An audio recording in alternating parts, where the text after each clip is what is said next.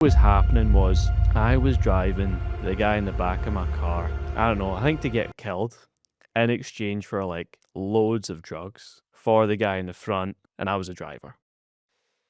That's a fun side hustle. I thought I was just dropping a guy off for like a bit of free smoke. Hello, everyone, and welcome to the Butterfly Effect podcast. Today, we're in a new studio with a new amazing guest, and Lewis will tell us today his story of transformation that I believe will not leave you without, leave you speechless. That's for sure. This podcast will be amazing, interesting, and useful for everyone, for every man, I believe, who's going through his own period of transformation, who's looking for meanings, who's looking for purpose, who's looking for the way to express himself, work with a similar minded people, bring some value into this world, and just for everyone who's into this fighter mindset, who wants to be the best and who wants to aim high. So, hello and welcome. And I'm very excited to hear your story today. Oh, well, thank you so much for having me and the awesome intro. I love that. I did my best. Yeah, hopefully it does leave people speechless and in a state of awe and just ready to just dominate and win at life. That's what we're here for, so I love that intro. For sure, for sure. So let's begin with my favorite question. Introduce yourself. Tell us and me about yourself from the point of when your life changed on before and after, your biggest transformation, who you were before and who you became after. Wow. Well, my name's Lewis, as you guys will know now from the intro, but I went from like a skateboarder, like semi-professional skateboarder, competing, traveling around the UK and stuff, skating. I got into smoking, drinking, drugs very, very young. During a period of time where my mum was really ill with cancer, and I found it was like one of the best ways to deal with things. But I buried myself with like skating at a high level, but then buried myself with like drugs and escapism on the other side of things. Done that for years and years and years, and then realized this was just very, very early on, but realized that there was maybe more to it because I wanted obviously to explore different aspects of what your teenage years could be like, and I wanted to have more confidence. I wanted to get more girls, all the the surface level stuff. So I wanted to build some muscle. I wanted to get into the gym. I wanted to develop myself, and I went through like a little bit of a period of time where I started cycling and running and stopping, drinking fizzy juice and eating sweets and candy and stuff like that, and started exercise. And then over the course of one summer, I kinda, like, developed my physique a little bit, built a little bit of confidence with myself, started, like, scratching the surface of what real change could be. Um, but over a long period of time, like, the drugs and the drinking and the partying still stayed with me, which was a tough one all throughout, when my mum was ill. And, that kinda habit that ingrained from a young age, was like a crutch. It was like a really toxic vice I held on to for a long time, even through building a business, even through getting into a serious relationship, even through trying to improve. I felt like I was living a double life. So from like an early age of like having a purpose of skateboarding and really thinking I was going to be like the next Tony Hawk or something, all the way to even just the last about 5 years ago, 4 years ago when I stopped everything. That was like a 10-year period where I never let go of the negative vices and bad habits that I utilized to cope with my emotions when I was younger. So that was like a big period for me where I was like kind of stuck in one kind of paradigm, one kind of fixed mindset where I was very full of guilt and shame. Even though I was trying to be better, I still had these like negative habits which are weighing me down and stopping me from like being my truest self. So that's like a part of it. Let's, for the context, I'm very curious. Can you bring me into the context of your teenage years? You said there was lots of like drugs, alcohol, party, and stuff. Was it because of the environment? Were you like the only rebel in your neighborhood, or everyone like were living this life around you? What was the context of your life? Well, when you like, if you grow up in like the skateboarding scene, you're always around like older people, and you look back now and it's like, are these older people, were they, were they just degenerates? you know, I don't know. To me, they were like my idols back in the day. So you think if a 30-year-old man doing skateboarding like half of his time, that's not a good sign. That's a red flag. Depends. Depends. I don't want to ruffle any feathers, but it could be. But again, it's like you're maybe like around these guys, and you're maybe like 15, 16. You start smoking, you start drinking because they're smoking, they're drinking. You're spending 10 hours a day skateboarding. You're not really fueling your body for performance or anything. You're kind of just drinking, smoking, and eating a sandwich in a day. And over time, you just like, I don't know, you can have a lot of like fun, but at that stage in my life, I wasn't really like pursuing anything. Like I was looking maybe around people at school, and they were like maybe in shape or had other sports that they were doing, or they were excelling in school, or they were passing their exams, and I wasn't. I was actually told in school I was one of the worst like behaved children in school, and that I wouldn't amount to anything by the head teacher. I remember her telling me that, and I was like, okay, well, I guess that's me. I wouldn't achieve anything. I told myself I wouldn't achieve anything either. Off the back of that, and like I always used to set the bar extremely low for myself because I had these maybe setbacks, or I was told these stories that when I look back now are not true. It was all just a belief based upon my behavior. And yeah, I think like back then it was just like just living from day to day as you would when you're a young guy, but like there was no real like what job am I going to get, what career, what path. And I don't think that pressure should be put upon a lot of people. I think you should just like kind of follow your intuition, I guess. But back then I had no intuition either because it was like numbed completely all the time with like drugs, alcohol, drink, stuff like that, whatever. Um, so yeah, kind of just like didn't really have any idea of what I wanted to be, who I wanted to be, what I wanted to do. Despite like knowing that I could be great when I put my effort into it. I knew that, but I always used to say to myself, but like, okay, if I pull it off anyway, that's cool. But if I fail, then at least I can say I was like, well, I was drunk or I was smoking at the time. So there was always a cope, there was always a way out, there was always an excuse, there was always like a reason as to why if I failed, that was fine. And I lived like that for a long time. That's also what I'm hearing is some kind of way of escaping things, running away maybe from reality a little bit. Yeah. Just creating your own reality where you're just having fun with the boys, with the older guys, and life is fun and easy and simple and no expectations. No expectations. Fucking expectation. Put one on me, it's gone. It's not happening. Okay, but as I know now, you're very successful, and we will come back to this point. So, whoever has a teenage boy who's skating 10 hours per day, don't be too sad. Like, it's not the end of the story. There might be a big turn into very good direction. Yeah. Like I respect it. My mom and dad never put like I'm the youngest out of three. They never put so much pressure on me to be like, you need to be a lawyer, you need to be a doctor, you need to do this. We're a very creative family. Like me, my brother, and my sister, we're all self-employed, we all have our own business, all in a creative space. And that's great. We've all went on to do great things. But, my brother went to, music university, my sister went to uni, she was a teacher, she done all this stuff, she traveled the world. It's like I was just like, ah, what the fuck am I doing? Who am I going to be? I'm failing at school. I'm like kicking the can down the road in pretty much every aspect of life. I'm struggling with confidence. Um, never had a girlfriend. Never had this. Never had that. I guess I'm just, you know, set up for failure. That I believed that for years. Well, you're a late blooming flower. Yeah. But what would you say? You said that your parents didn't put lots of pressure on you. What would you say they gave you back then that allowed you to go through your journey? Because I believe now you understand that everything happened for a reason, and you also had this part of your life for a reason. So, what was their best part of their parenting technique? They gave me freedom. They gave me creativity. They gave me opportunity to explore, which was great. If I didn't like something, they wouldn't force me to do it. They did help with school, like put a lot down to them for actually getting me through it in the end.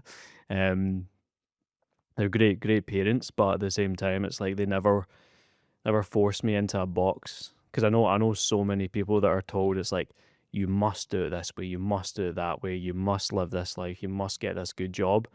And what happens is like they strap themselves into this life they don't really want to live just to appease their mum and dad, and then get to maybe 25 or 30 and have their breakdown because they've not managed to live the life. But I could have done it the other way around. It's like between probably about 15 and 23, I lived everything, done all the shit and got out of my system. So like now going forward, I'm just completely locked in now. And like I know my path, I know my mission, I know my purpose, I know why I'm here and what I want to do in this world. And I kinda give that down to my parents giving me that freedom when I was younger, you know? So it might have been, I will look back at it, and it could have been toxic things I was doing, toxic traits, bad habits, whatever it may be, but maybe it was just a period of, like, growth and, like, getting the shit out of my system, like you said. Maybe that's an essential period everyone needs to go through, being absolutely lost and trying everything in order to finally got you. That's what the people can afford to do it when they're younger because of the expectation of their parents or society. So then they find themselves doing that in the middle 30s, which is like the end of the world. But at that time, you're supposed to figure everything out. Don't, you're failing. When you're a teenager, like, doesn't know what's your purpose and what you want to do in life, it's kind of expected.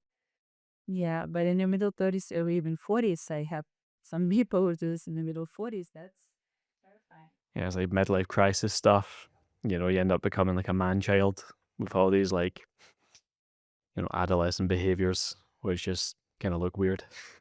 So, what was your way out of those destructive behaviors, out of those habits, and a state of being lost and looking for direction? So for me, it was about, I think, 16 years old.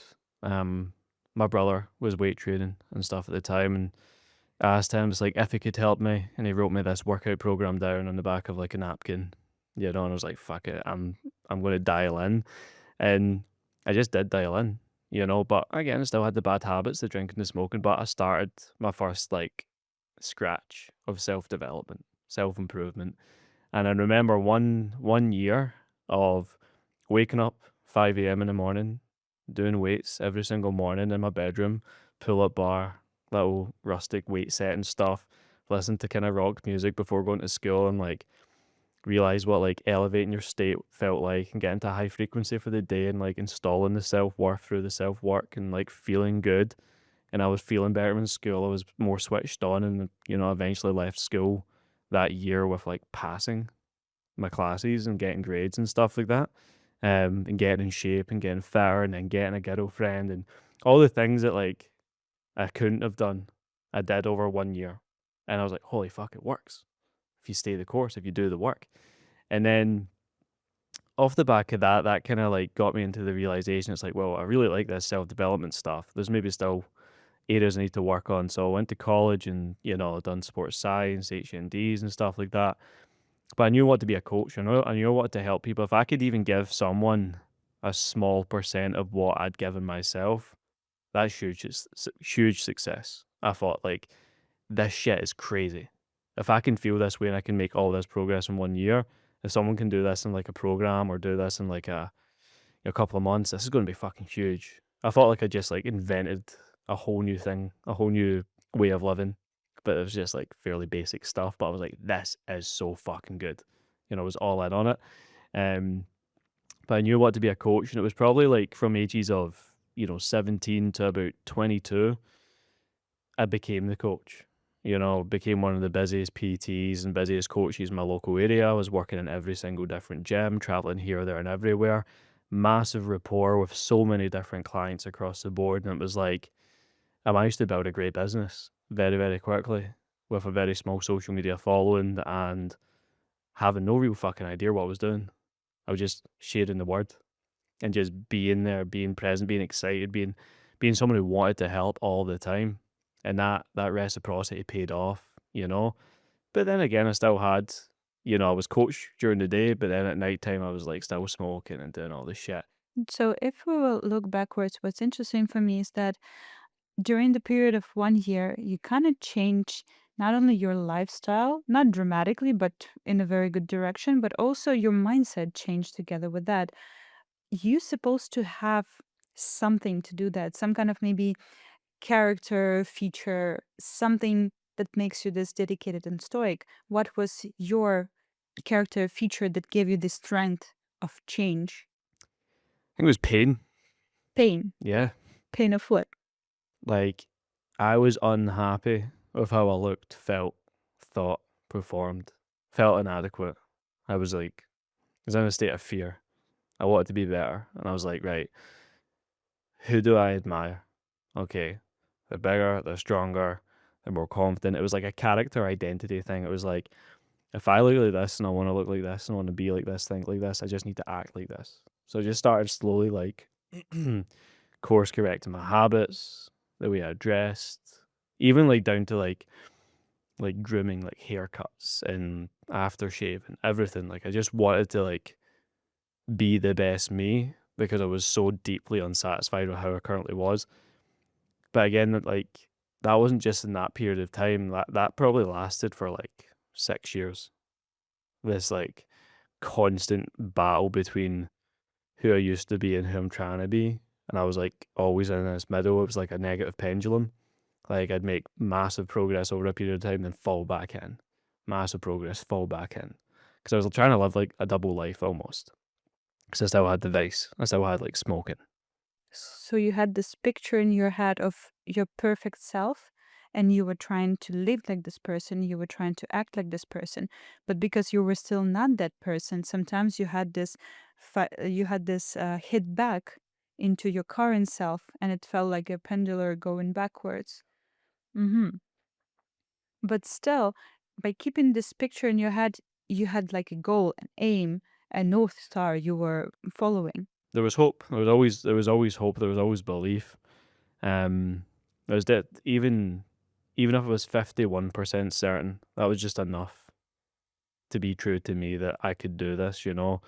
And like even speaking about our parents that we were earlier on, it was my mum used to always see me when I stayed at home, and she'd be like, "What are you watching?" It'd be like YouTube of like fitness guys or vlogs, travel and stuff like that. And she was like, "What are these guys doing?" It's like these guys work online. They have these programs. They help people and they travel and they live this life. I'm going to do that. And she's like, "Pff." And probably for like years and years and years, mom and dad didn't even fucking know what I was doing. And I was just slowly building, slowly working, slowly building, slowly working. They're like, "But you're working with the council. It's like you'll get a good pension. You do this, but like." They always wanted the safe thing, like I think all parents do. They want you to be looked after and whatever, find a steady job.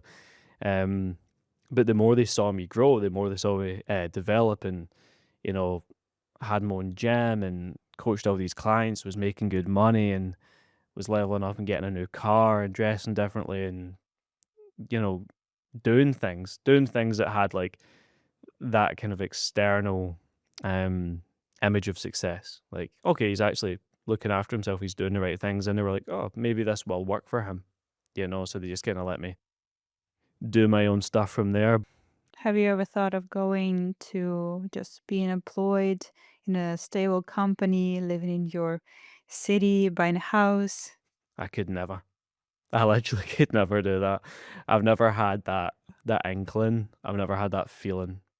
And I think for people to want that, that's great. Do you think it's an easier life? It's a life, but it's not my life. I would never say it's the right or the wrong thing to do because I have clients that value that massively. They want the white picket fence, they want the two kids, they want the dog, they want like they want a 9 to 5 it, drive to work in the same town, drive back at night, have the dinner, feet up. Cool, that's great. But for me, it was never the path. It was never the route. It was never the thing that ever excited me. It's never what I wanted. I wanted to live life completely on my own terms because of like how creative a person I am and the way my brain ticks and the way it works. I need that flexibility, that freedom, that space to really do it on the way I do it. Because even with previous jobs, I would get into trouble or like get disciplinaries for now having my own opinions on how things should be done based upon my values and my right way of doing things. So I think if I was in an employed space, I don't think it would go down well. Yeah, that's a big sign that you're not an employee. No. It's not in your veins. Yeah, and I've worked for, like, other coaching companies as well as, like, a head coach, and again, never worked out because, like, "No, I do it this way." But, like, "No, this is the SOP, you do it this way." And it's like, "No, I don't do that." When you were starting your coaching business, let's say I believe that it took quite a while to start it like step by step and and you took your time, but what's the main maybe like three advices or 3 points where another person who's starting his coaching business at the moment, either it's fitness coaching or any other coaching, what's the three advices you would give to anyone who's going through this path right now? Mm. I would say enjoy the chapter you're in. Learn as much as you possibly can from those who have what you want and seek mentorship and advice from these people. It doesn't even have to be paid. It just needs to be connecting and networking with these people that are maybe just a wee bit further ahead than you. I think don't get caught up too much trying to have a brand or a business. Try make your own personal brand the main thing. You know, your authentic story, your way of doing things, your unique mechanism, how you like to coach. That stuff is like in an industry that people call saturated. That's how you can stand apart when you have like your own unique way of doing things. So if you actually have like a philosophy, stick to that and really, really go deep on it and let that become your thing. And number three would just be like back yourself and trust yourself completely.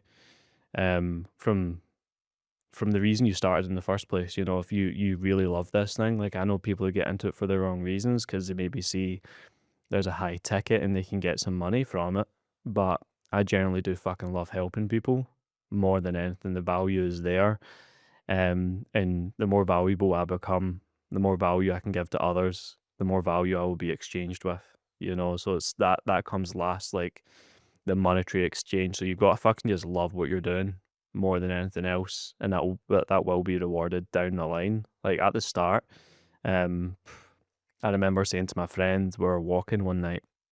This was when I was maybe like 18, and he just got a job at BMW. He was all flash, had his new car and stuff, and I was like, "Oh, great."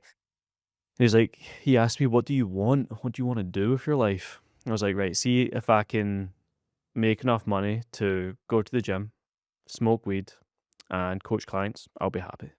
That was like my three things back then, you know. But now it's like a completely different story, you know, living between like Bali and Dubai, and it's like you're my partner works for me full time. I've got a team. I'm like, how the fuck did this happen? But were there a time when you were questioning your beliefs, your reasons, questioning the whole journey? Because every success journey has upside downs. hmm Well, there was like three. I had three. I call them rude awakenings, right? That was like I'm not a religious person, but I do believe in faith, and I don't even know if that's the right sense to put it in because I don't know if is religion, faith, religion, is it all the same thing? I don't know, but I feel like your real intuition is like a universal download you get when you're clear. You know, you feel it in your fucking heart, right? And there was 3 periods over a 1 year timestamp where I got woken the fuck up, like time after time after time, before I made like the biggest amount of growth I've ever made. And I think I was around about 24. Yeah, 24 at the time. And again, still had these habits, still partying, still drinking, still smoking. But I had a great business. You know, from the outside looking in on like social media, I'd be like, he's killing it. He's got a nice apartment. He's got the missus, lives with his friends, drives a decent car. He's got all these clients. He's a happy, in shape guy. That was when I was at my lowest, you know, that was when I was at my darkest because again, I was just running on pure adrenaline and pure like I don't know, I was just seeking. I was seeking what was seeking me. I just wanted freedom, but I was putting so much importance on it that it was like becoming toxic almost. And I was just working so fucking hard. And as I was saying earlier, I was working between all these different gyms and stuff. And I think the first one was I was burnt out, was smoking a lot at nighttime, working like 12 hours a day with one-to-one clients. And I was driving from one gym to another. And I fell asleep at the wheel driving my car one morning, driving at like 60 miles an hour. And just I got in this head-on collision, and I put my life at risk. put another person's life at risk, fucked probably everyone's day up when they were going to work. But I flipped my car completely, woke up down a ditch with the ambulance pulling me out, covered in all this like liquid and stuff, and I thought it was blood, but it was just like this is how burnt out I was. You can tell it was like all these empty coffee cups that I had like scattered all over my car because I just didn't give a fuck. Cans of Monster. It was just all the. It was horrible. But I remember like I was so I was knocked out completely, but I got like my senses back, and I just remember seeing the other car that hit. My heart fucking sank, and I ran. I just ran over towards the guy that was obviously in that side of the accident, and I just hugged him. I just hugged him, and I was like, "Bro, I'm so fucking sorry. I'm so happy you can go back to your kids tonight." He was like an adult driving a family dad car kind of thing, and like, fuck this, so like all of this stuff. No charges were pressed, thankfully, because I would have probably lost like license and stuff forever. I don't know. Um, but yeah, like that was strike number one. That was a big awakening. Uh, yeah, because it's like it was almost like I started feeling that kind of sense. It's like you can't have this life whilst living your old life. Otherwise, you're going to split down the middle, and that's when you're going to like fucking die or something. Like, Trying to keep both of your lives together. You're yeah, trying to reach this new shiny life of success together with keeping all the negative habits and all the destroying, self-destructing habits of your previous life. yeah. It was like every morning was a Monday morning, but every night was a Saturday night. And I kind of lived that way for way too long, you know. And I'd probably say strike number one, but sadly, like stupidly, what I'd done off the back of that day, I remember because I was driving two train clients. Remember, mom and dad came and got me, and they were so worried, so shooken up after the crash. And I was like, "Can you just drop me off? I'll go train my clients." Like that's how like my brain was working back then. It wasn't even like fuck. I need to lie down. I need to chill. I was just like in a constant state of complete like stress. Just like like blood was running hot all the time. Just like next thing, next thing, next thing, next thing. What was the main lesson you learned from that situation, from the car crash? It's like you can't one you can't grow into pain. You need to like remove the thing that's causing as much pain. And for me, it was like the bad habits. Maybe two. It's like you don't just have to grind and hustle as hard as you are doing right now to reach the level of success that you want.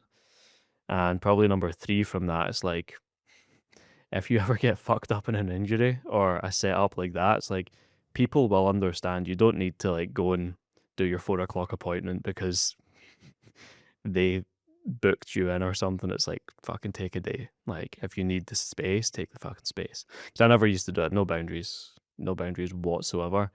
But even off the back of that crash, I went home back to my mom and dad's that day, and I just went and smoked a joint. You know, it's like that was my way of dealing with everything. Happy, sad, stressed, great news, bad news, smoke. Just disconnect. Feel numb. I was probably numb for like 5 years. Just like no emotional regulation at all. You see, I now hear and see all those lessons that you went through, all those situations that you went through as essential for you to be where you are right now. You wouldn't learn from these to maintain more like a healthy way of building business, healthy way of living the life and combine everything together. And also, if you wouldn't understand that just focusing on the goal and moving towards this goal no matter what is not healthy, if you wouldn't make all those little changes, you wouldn't be able to build the business that you have at the moment True. and keep it and be satisfied with it. Hmm. Yeah, it was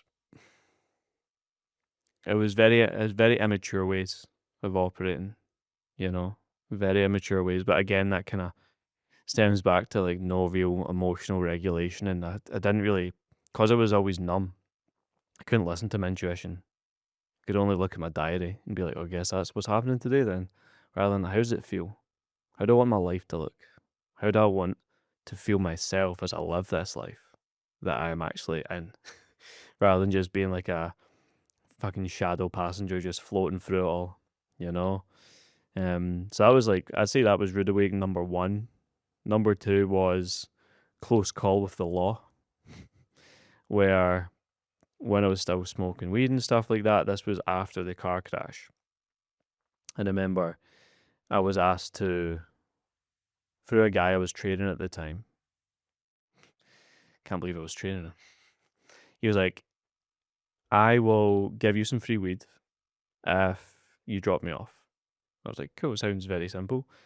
Little did I know that this was actually like, I was going to be involved in like a big thing, right? So picked him up and I drove, and he was like, you're going to stop here first. So we stopped here. A guy gets in my car at the back, and his face was all black and blue, like he'd been beaten up. Turns out the guy, I recognized him from the newspaper.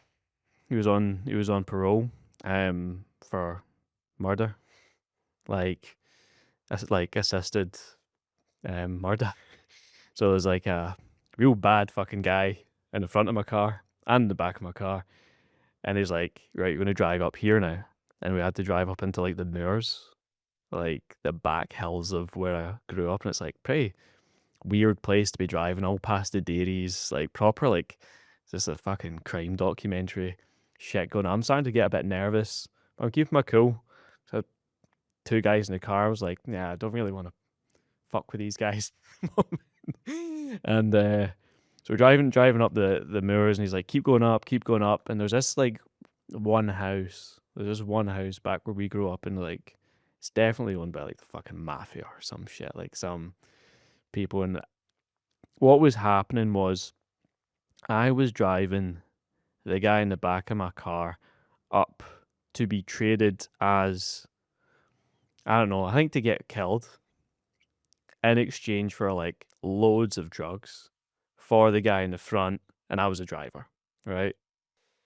Like, That's a fun side hustle. I thought I was just doing it. I thought I was just dropping a guy off for like a bit of free smoke. Oh, come on, that's a bit naive. Yeah, that's what that was me, right? So I've wisened up a little bit since then. But up in this crazy hill, guy gets dropped off, other guy gets back in the car. There's this monumental sack of like ecstasy. You're talking like £10,000 worth of pills, and it's like it's huge, fucking huge. And then the police come out of fucking nowhere, and there's these three guys with fucking like bats and stuff, and this other dude, and then I've got all this shit in my car, and the other guy, and I'm like, what the fuck, like. So you found yourself in the middle of the crime scene where there's a police, a guy who was on a parole for murder, and a shit tons of drugs in your car, and you're the driver. I'm the driver, so again, Just another Tuesday. just never literally. I think it was probably like a Wednesday or a Tuesday or something. So that's happening. I tell the guy, get the shit out of the car, because he's, had trouble with the law before. So if he gets caught, he's away for a long time. So he listens to me, thankfully. I'm like, right, there's nothing in the car. He pulls like the sun visor down the car so they can't see his face. I'm just like, just drive slowly down the hill, wave, and hit the road and just sent it and flew off. And that, like, I think I was shook up from that for like a month, because like I keep going through like thoughts in my head, like that was nearly it, mate. That was nearly it. That's strike number two. Like I started to hear my thoughts louder. It's like the car crash was one, your fault. This another one, your fault for being stupid. And then the last one was, again, it was things were going well. This is the thing. It's like things were going well. Great relationship, lovely apartment, still doing some stupid shit. But one day after so much like burnout and stress, and I felt like, is this actually my life? I started to believe that the things that were happening to me were like, I was just always going to wind up in shit doing things like this or feeling this way, or something bad was going to happen. I actually got to a point where I did want to kind of end it all. I was standing on my balcony, And I was just again, I was saying to you, my blood was running hot for so many months. I was feeling like so tired and irritable and horrible all the time. I was just like, just want to end it.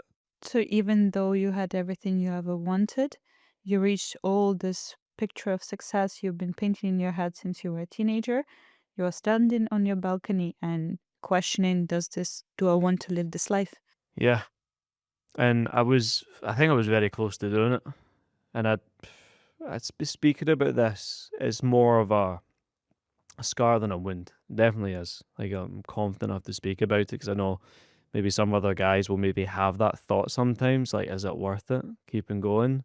Like me as well. Like fucking nothing can change or whatever, but a lot can change if you allow it. And I was standing on that balcony. I was thinking about doing it, and then the friend that I was living with at the time, he just kind of waddles into my room. You know, he's like, "Lewis, what are you doing in that balcony?" And he's like, "Do you want to come get a joint?" And I was like, because I was kind of like holding shaking onto the fucking the railing of the balcony, just looking down like I could fucking easily do this. I could do this. Just fucking do. Just go. They try to talk myself into it. And I was feeling it, and it went for a moment. That kind of warm feeling I'd felt for so long, that kind of like stressed, it just left because I was like, that stress feeling can leave if I leave, and that's when I was like, whoa, we're fucking low right now, bro. We're so fucking low. And then he came in and he didn't know he actually probably saved my life that day. One of my best friends. But I told him that and it fucking shook him, man, because he was like, I wouldn't even fucking have known. Nobody would have known. And that's the crazy thing. And then it's like, it gives me like getting those kind of goosebumps a wee bit, like, speaking about it. Because after that, I was like, you've been too close too many times already in such a short period of time. Something needs to change. And or like I don't know what's going to happen. I really, really had to face myself and look fucking deep, and that's when I started, you know, really fucking scraping back at everything, and doing the big level up, off the back of that. Because I was like, I even think now I've had my like almost like cats' lives to get 9 of them or something. I've had my 3 chances. I really do believe that I've had my 3 chances, and um, if I didn't sort it out then, fuck knows if I would be here. God knows what I'd be doing. Like, I put a lot of weight on those 3 things that happened to me, and I have a lot of importance to them because, like, I now live every day as if I don't have that second chance. It's like today's the day. You gotta do your absolute best. You gotta move forward. You gotta live it like it's your last kind of thing. So I guess there's positives to be taken from it. Mhm. So you took a pause in everything that was going in your life, or you kept trying but with a different maybe mindset? I kind of had a wee checkup from the neck up, and that's when I stopped. Like, I knew myself. Like, every time I smoked, I would feel guilt, I would feel shame, I'd be in a low frequency. So I stopped cold turkey. And the thing is, like, my partner Amy, she's been with me for like 8 years now, so she's been through all of the highs and lows with me. All of the many times I've tried to break up with her, all of the many times I've felt low in self worth and blamed it on her, and tried to like push the relationship growth off because I wasn't man enough, wasn't ready. But as soon as I started like accepting everything, take full ownership, full responsibility, I realized it's me. I'm the problem. I'm the issue. So I was able to change that, and I stopped smoking cold turkey. I remember about a month later, a week later, God knows. I remember looking at Amy and I was like, "Is this is this how I should feel in this relationship?" She's like, "What do you mean?" It's like I fucking love you. And she's like, "Yeah, you fucking idiot. Like, I felt this way for like 5 plus years." And I was like, "Whoa." So I started like, I actually felt emotions for the first time, and like, rather than just stress and pain and fear and all that, I actually felt like positive emotions. So you stopped to numb your emotions with weed, and unexpectedly you felt the whole range and felt like a lot. I got a lot of emotions coming through, and I felt very tapped in. I was like, "Whoa." I feel like I feel like 5 years of, like, lessons have now, like, been downloaded because I didn't have, like, the fog. I was like, "Holy shit, this is great." Started being, like, a lot more articulate, more driven, more dialed in, more energized, less fatigue, training went through the roof, got in the best shape of my life, started running, started doing marathons. I was like, "What is happening to me?" All in, like, such a short period of time. Just it was almost like the last domino just hit, and I was like, "Boom."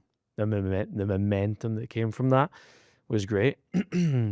But again, it's like I was replacing now bad habits with, like, good habits, but, like, this is my problem now, it's like I don't know when to stop. Like, train like fuck.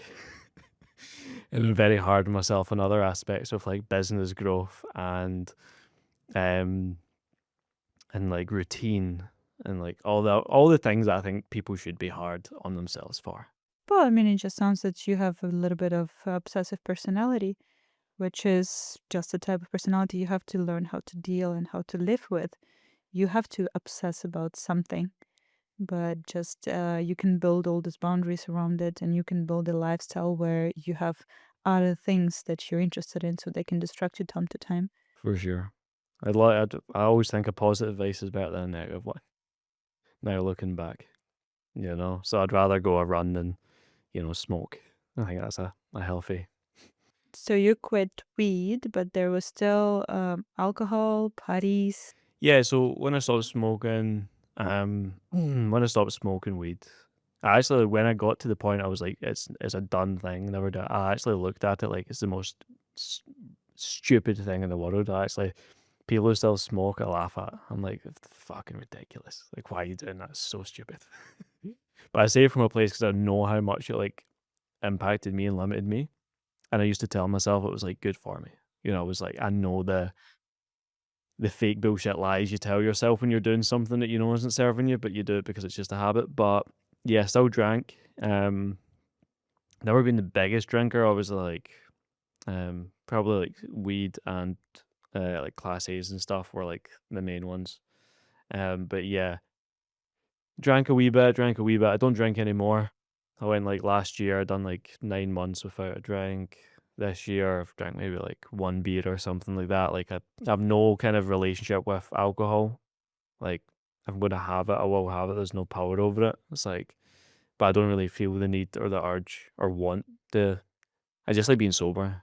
What's your recipe of quitting such things? Because you know that many people struggle with addictions to cigarettes, to alcohol, to drugs. What's your thing that helped you really to quit? Because I believe you tried before, but this time it really worked. What was it different?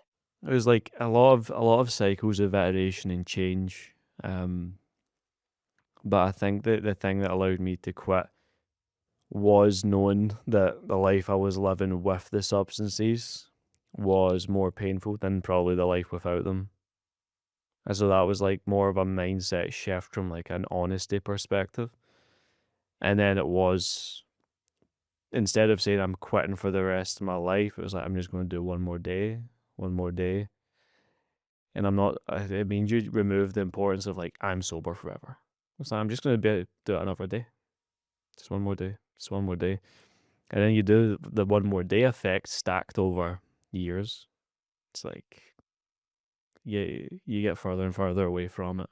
And it just slowly works. I think like kind of death by 100 tiny cuts is a nice way to kind of phrase it. I love this approach. I also sometimes say to my clients that it's easier to accomplish something when you say that I'm not going to be best in this all the time, but I'm going to do my best today. Yeah. Just do your best today out of your abilities because you will have ups and downs. You will have very tough moments in your life when you might reach for alcohol. That's your support thing or whatever.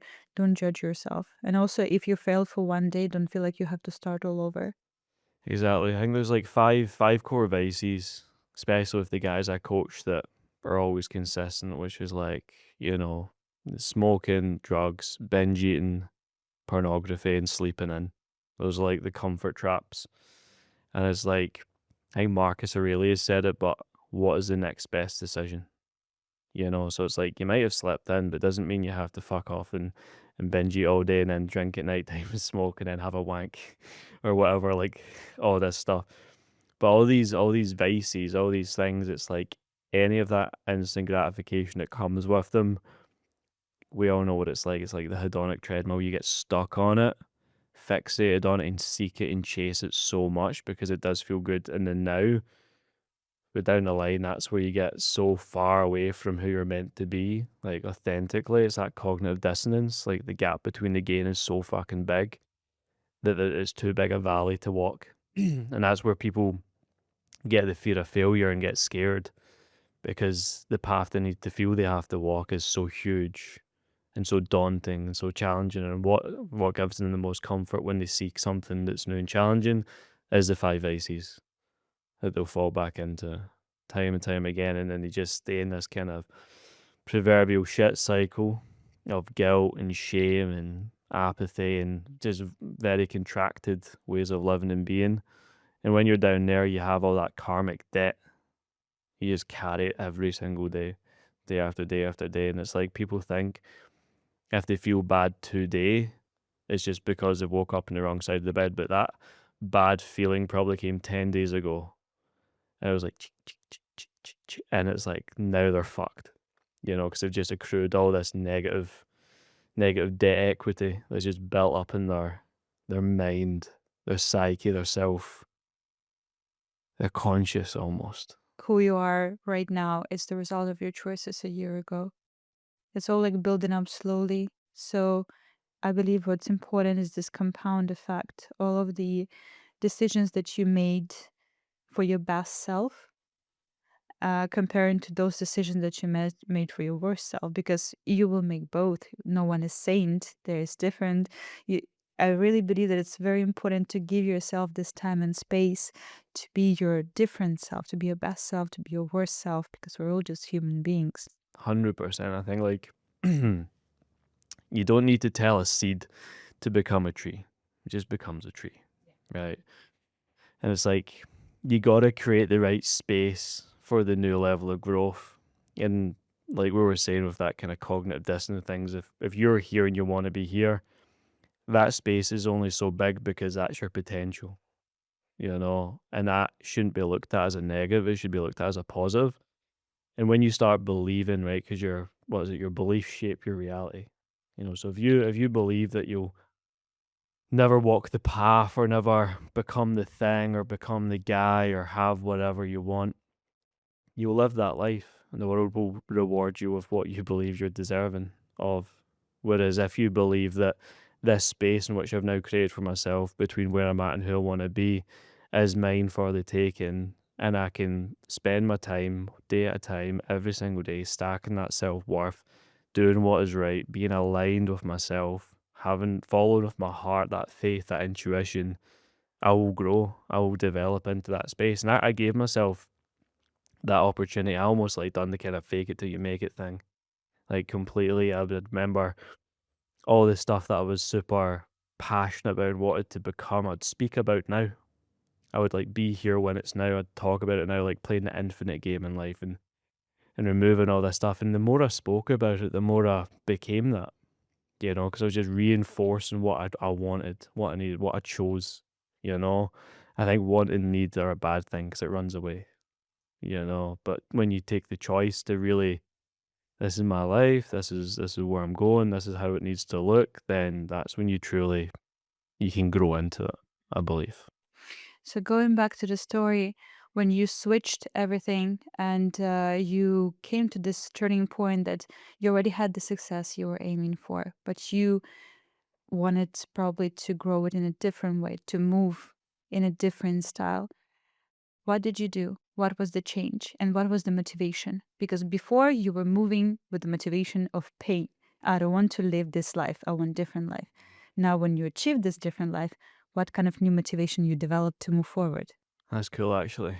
So it was almost like I call it the seesaw. It's like you're down here in pain and you just grind, hustle. You get to this midpoint, it's like you either fall back or you tip the scale and you go down the other side. You're building momentum towards who you need to be, I guess. But it was through a period of like therapy and mental performance coaching I went through. Spent thousands of pounds because I just felt it was like essential. Like I find a lot of value in like what you do professionally. I love it. I think it's great. I think everyone should go through a period of like that style of coaching, 100%. So I done that. I just went all in on it for like a 2 year period, and I got very very clear on like the vision, the values of what it truly meant to me to live life on my own terms rather than the external. Starting instead of like comparing horizontally and looking at the people just in my current circle and being like, I might be the best out of a bad bunch. I might be just doing better than them, so at least I'm winning. I started like comparing like vertically and looking up and on a wider lens and thinking, okay, this life. Like I've seen people accomplish all these amazing things. Why would it what would have to be true for me to do that? You know? And then from there it was like with the mental performance coaching through like the I don't know, do you ever done this with your clients? It's like you record like meditations for them. So a lot of that. You were recording meditations. Yeah, my coach would record me meditations to listen to and stuff like that, and they fucking were crazy. Yeah, it's like there's some absolute magic, witchcraft. Absolute magic though was doing that, and I really, really got immersed into it. But I think for me, it was about creating it in my mind, and cause I now got to a point where I had like clarity level thoughts rather than being they're all diluted and foggy. I was like really thinking clear.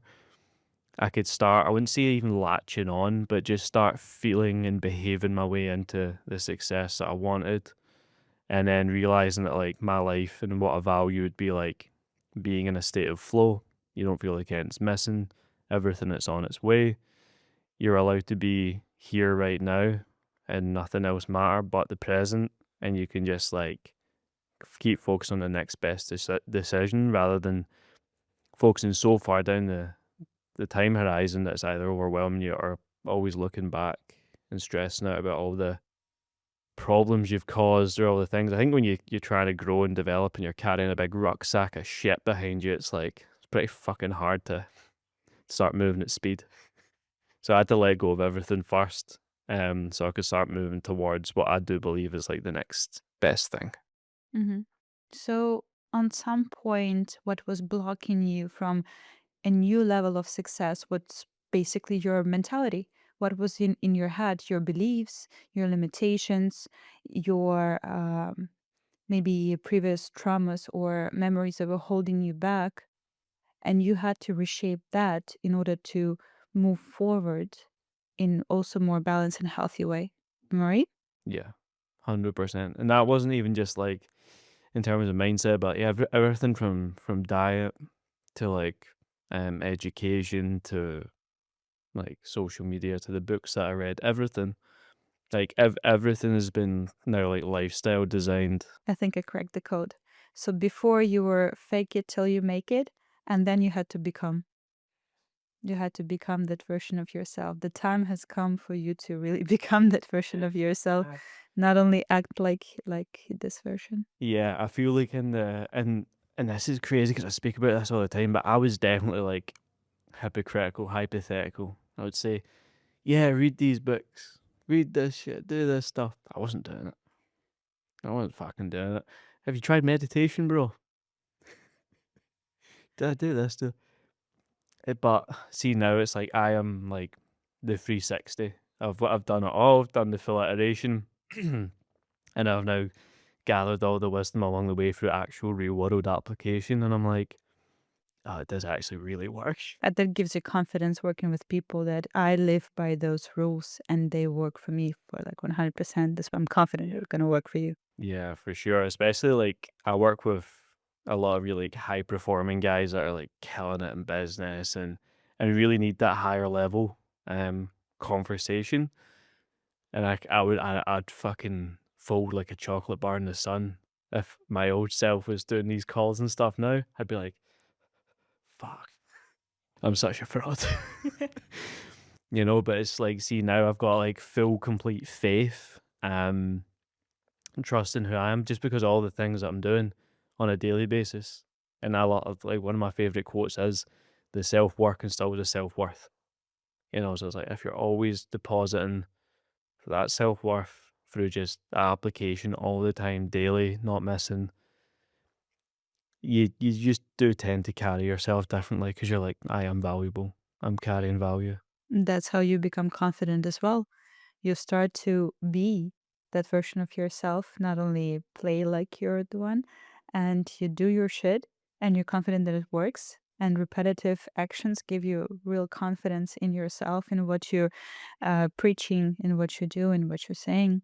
100% is what you don't have it to be it. You have to be it to have it. So I guess I have the last question. Just to summarize the whole journey that you've been through, and it's just, I believe you're in chapter 3 of your life, and there's so much more things to come, and so many different challenges and wins, ups and downs. But analyzing the journey that you already been through, the turning point of your life, what was the biggest insight that you received by going through this journey? And this insight might become a shortcut for someone who's going through the same thing, who feel aligned to your story. I think potentially like when you are going through all of the hardest, what you perceive to be the hardest periods of your life, to not submit to thinking that that will always be the case, and that if you allow yourself to get stronger through that challenge in which you're facing, you will always come out the other side better, more well equipped, wiser, more valuable. But that does not mean you have to like carry that stuff with you anymore. You have to be willing to almost weather the storm, get through the storm, but continue sailing after. But like, it's a weird way to put it, but I think if you're just going through fucking shit, like, I think Winston Churchill said this, but if you're going through hell, keep fucking going. You know, do not fucking stop at all, and just be at peace with it, because like all of those fuck ups, all of those things that I went through were my fault, essentially. They're my fault. So a lot of our, problems are predisposed. That we a lot of the shit that we go through in life is because it's our fault. We think it's that's the way it should be, or this is the way that should be, whatever. But if you can change your belief systems and know there's a way out, and seek the right people to speak to throughout a process like this, then anything can change in a matter of even minutes. You know, your whole life can start with another breath. Like if you decide to, if you let it. So I think it's just not letting yourself get, ground down by all the challenges and issues that you might be facing now, and just know there is light at the end of the tunnel, 100%. For sure.